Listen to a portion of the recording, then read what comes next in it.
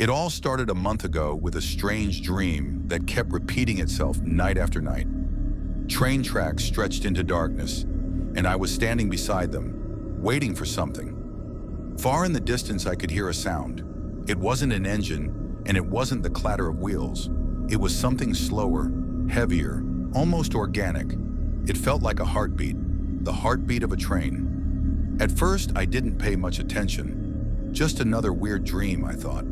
Probably stress from work. But then strange things began to happen. Scratches appeared on the wall next to my bed. I started noticing marks in the dust, like something had been crawling across the floor. My palms were covered in raw scrapes, as if I had spent the night holding on to scalding metal. One night, the dream shifted. I was standing closer to the tracks, and for the first time, I saw the shape of the train emerging from the fog. I couldn't see the details, but I felt its gaze settle on me. It wasn't headlights, it was eyes. Suddenly, I was inside. I don't remember how I got there. The carriage was dark, filled with workbenches, books, bizarre tools, and people screaming in voices I couldn't understand. I tried to look at their faces, but they were distorted, like someone had tried to recreate them from memory and got it wrong. One figure stood out among the rest, tall, wearing a hood, giving silent commands to the others. I tried to get closer to see his face, but he noticed me first. That was the worst part. The moment our eyes met, something ancient and primal took hold of me.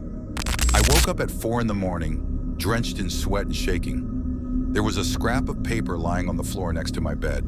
It had 3 words on it. "He's arriving tonight." The next day, I convinced myself it was just anxiety. I stayed off social media, didn't drink coffee, even tried a guided meditation video. None of it helped. That night, I didn't dream. There was no sleep, no darkness, only the tracks.